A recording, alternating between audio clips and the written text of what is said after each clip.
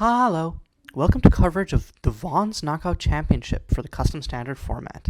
I'm Caillou, and today we're going to be watching the winners semifinals match between Fazzer, who's on Jund, and Phoenix Star, otherwise known as AllWhoWander, who is on MonoBlack Aggro. We see that Wander's going to start off by landing Enteraki Hunter. So despite being a 1-1, it does grow very quickly, or it does deal damage very quickly because of the deal 1 damage on attack mode. Then it quickly flips into, as we can see here, oh whoops we can't, but basically it flips into a 2-2 when your opponent has 10 or less life, and that creature has, whenever this creature attacks, your opponent loses life equal to this creature's power. So essentially it attacks as a 4-2, so that's great value for your 1-drop. I think that might be why Wander chose to go mono-black instead of the more traditional mono-red. Custom Standard has a very strong mono-red aggro deck, but it might be that in mono-black you just have way more like 1-card bombs that makes it harder for your opponent to answer. Also, cards like Data Demon, like we're seeing here, make it hard for opponents to use toughness-based wipes. Vibrant Rapture and, as we can see in Fazzer's hand here, Flamestorm are two of the most common wipes in the format, and Data Demon neatly dodges both of them. Well, it dodges Vibrant Rapture until your opponent has 6 mana, by which point they could have already used a white wipe, and by which point you probably have already killed them. So what Wander is doing here is he casts Shady Dealings, which is essentially a variable draw spell. You reveal the top 3 cards of your library, and your opponent can choose to either let you have it or take 2 life to exile it. So I guess Wander hit 2 lands, which if your opponent is on Aggro, they're drawing lands, you're usually fine with that. But then exiles a Phantom Walker because it's actual gas. Still, Wander sitting at 7 cards here, and those lands are actually relevant because without them, Wander would not have been able to cast Data Demon next turn or Tempered Oncolum. Meanwhile, Fazzer plays Sacrificial Bull, and then uses his exile ability to exile Sprawling Coils from his graveyard, making it a 3-3 immediately. It's very strong. So now it basically blocks and kills Enteraki Hunter, but Wander has Swarm of Locusts to get over it, and then, or it could just cast a Data Demon and then start going high. I think Wander is thinking about that right now. Wander is instead going to run out the Corporate Confidant. Interesting. Not sure how much I agree with this play, actually. I feel like just Windmill Slamming the Data Demon might be better. But I guess Wander is hoping to go wide before Fazzer can hit one of his wipes. And probably test 3 1-drops, but I think Swarm of Locusts... Now, Swarm of Locusts does make him discard 2 cards at... it does make him discard a card at end of turn. So instead he's going to play a second Enteraki Hunter, but can't attack with it. I think at least running out the Venomous Bandit would be better, because then you could play some other creatures and then use its Despair ability to give everything Death Touch, and that way get over Fazzer's scary board here, or scary in the sense of a profitable blocker which you can also use to gain life at some point. So because of Royal Domain, Fazzer does have the mana to be able to cast Flamestorm this turn, and that will 3-for-1 AllWhoWander. So I think, is Fazzer going to do that? No, he's going to make Prey the Corporate Confidant instead. I think for now, with the Sacrificial Bull, Wander is content to just, as long as Phoenix doesn't have anything to get over Sac Bull, there's no reason to run out the Flamestorm and kill his own Sacrificial Bull. And this just forces Wander to run out more and more creatures. So Wander's going to play the Tempered Oncolum and then drain Fazzer for 3. So this is actually really good because next turn can attack with Tempered Oncolum plus Swarm of Locusts plus one of the Enteraki Hunters. Fazzer can only block one of those, and then Fazzer will be down to 10 lives, so the other Enteraki Hunter will flip. Also, AllWhoWander can cast Shady Dealings, and then Fazzer is like out of good options. But yeah, now that Fazzer has buffed up Sack Bowl to a 4/4, yeah, no reason not to. Is just gonna run out the Flamestorm. That 4-for-1's AllWhoWander. Fazzer still has removal in the form of Shock. The problem here is that if you're AllWhoWander, I think you just run out the data. Yeah, I think you just run out the Data Demon here, and then try to race. Yeah, it's gonna play the Data Demon. And then yeah, so at this point, Fazzer probably is just gonna shock the Venomous Bandit, and has an Eli. So I think an interesting line right here would be play Eli, and then shock the Data Demon, and then -2 use Eli's -2 to exile the Data Demon. Oh, interesting. He's going to attack. And Wander's going to trade the Data Demon for the Sack Bowl. So I guess Fazzer can now play Eli without having to be worried about anything. Yeah, I can run out Eli. Won't have the bullet to be able to kill Venomous Bandit until next turn, but does have the shock, and also has Corporate Confidant as a blocker. The Corporate Confidant is interesting because it does pressure Foster's own life total over time, so has to be careful with it. See, now Wander is kind of in a bad place, because the Data Demon kind of just screws. Okay, yeah. So Wander's gonna attack with the Venomous Bandit, but in response, Fazzer's just gonna shock it. But yeah, going back to what I was saying, Wander's kind of in a bad place because Wander has Data Demon, but like Data Demon will immediately get exiled if Wander plays it. Has Shady Dealings to try and refill his hand, and then maybe like Whispers of the Enteraki to play some creatures to try and go around. Oh, interesting. Okay, so it's gonna at instant speed play Whispers of the Enteraki to buff up Venomous Bandit. So now it's actually a 4/3. So gonna use it to protect the Venom.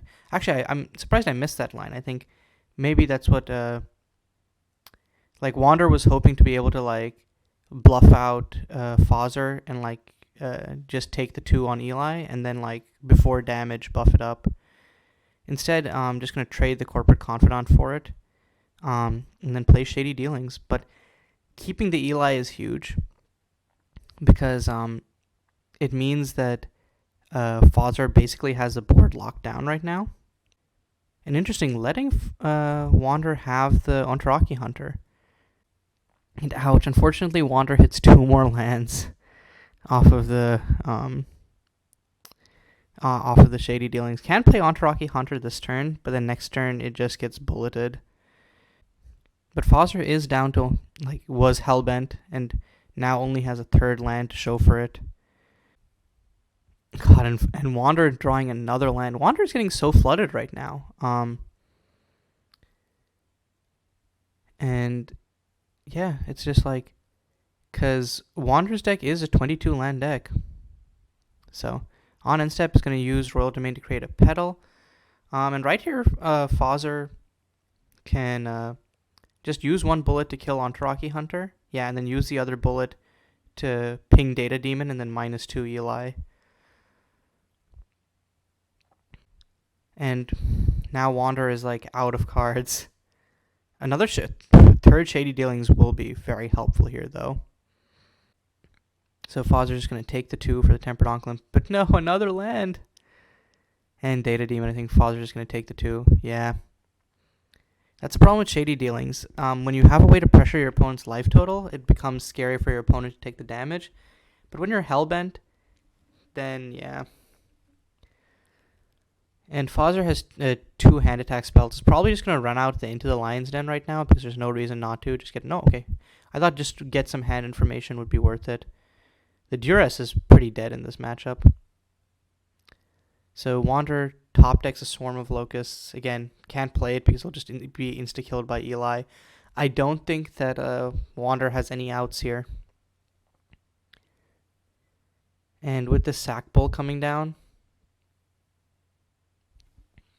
yeah, because now sack bull will just it'll just be like an actual pressure on Phoenix's life total, and caught another land. That's 9 lands out of 22. That's damn close to half of Wander's lands. I guess Wander is also close to like half of the cards in his deck. But yeah, on a Spore Flow Protector is going to be an additional threat suite here. So now Fazzer hits for 4 this turn, and yeah, because what was going to happen is, Fazzer would hit for 2 this turn, hit for 4 next turn, and then I think would have and would also have enough to like pump up one of the creatures once more, and then could use the bullets to just shoot face. So yeah, Fazzer cleanly ties up that game. And yes, like Eli is just so good versus creature-based decks because like if they don't already have something that can deal with Eli, they don't have like direct removal for him, it becomes very difficult to actually like kill him, especially versus aggro, which has lots of 1 toughness creatures. It makes it so that you don't even have to minus Eli to keep your opponent's board locked down. So going into game 2, I think Fazzer will probably take out most of the hand attack, and then I know Fazzer has like banishes in the sideboard, so those will probably be coming in. If Fazzer has any more wipes, I think those will also be coming in. On Wander's end of things, I'm not sure what Wander has. So it looks like the main thing that Wander might have in this matchup is have Duress from the sideboard. So probably get those Duresses specifically for like wipes and Eli, because Fazzer has 4 wipes main board, and I think 3 copies of Eli, all of which are backbreaking for aggro. Also, just hitting removal is good, depending on what removal it is. Ouch, so at the start of game 2, Wander mulliganing to 5 here, because Wander had 2 1-landers in a row. I almost feel, because both of those 1-landers had shady dealings, I almost feel like Wander would have been better off keeping those. Especially in a deck where like Fazzer is very content to just 1-for-1 you out of the game, or like 3-for-1 you out of the game if he has wipes. I think it would have been better to just like, and on shady dealings, you know your opponent is going to give you lands. So I think like so it basically means like if you ever hit a second land, you'll just be like drowning in lands. So yeah, I think Wander maybe should have kept one of his first 2 hands, but it's okay because right here has 2 lands, has shady dealings, has an Ishtu and Enteraki Hunter. Unfortunately though, I think Fazzer is just gonna like take the damage here, wait until Wander plays out the rest of his hand, and then just Flamestorm and get it all back.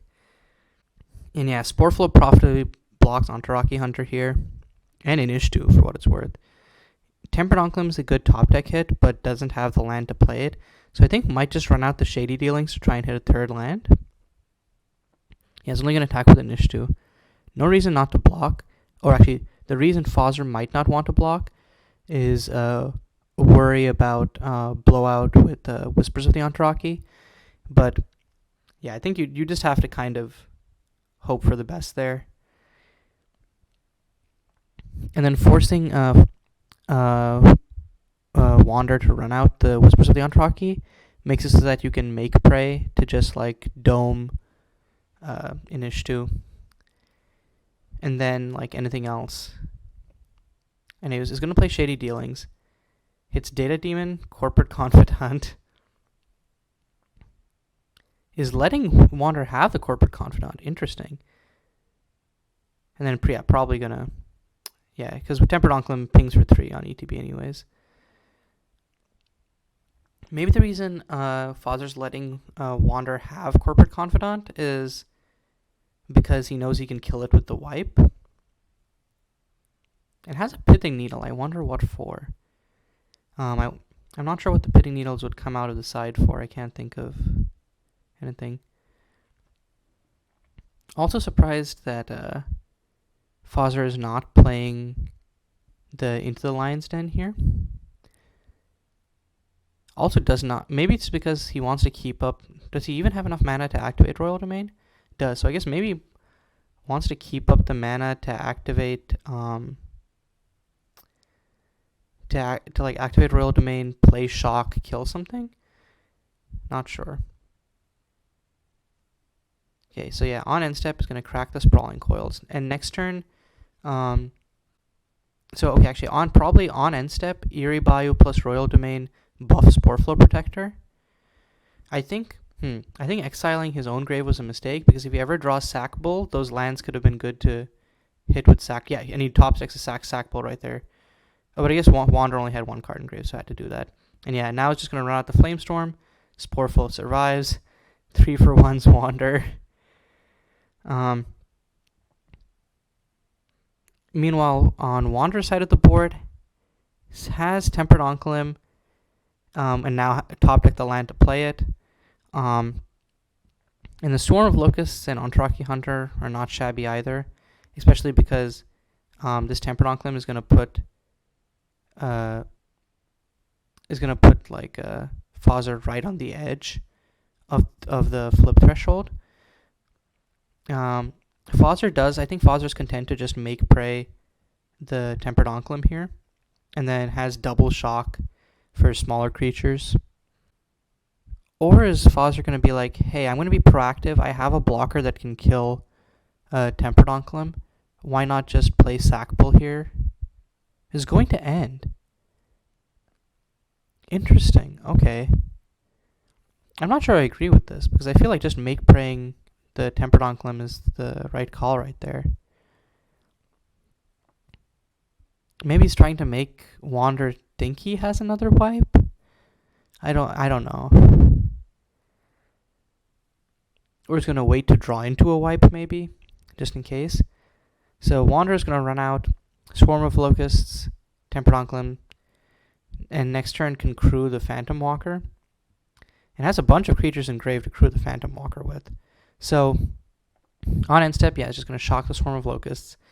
And then maybe this is a situation. Maybe it was saving Make Prey for Phantom Walker, because it's the only answer he has for it, since he needs sorcery speed artifact removal.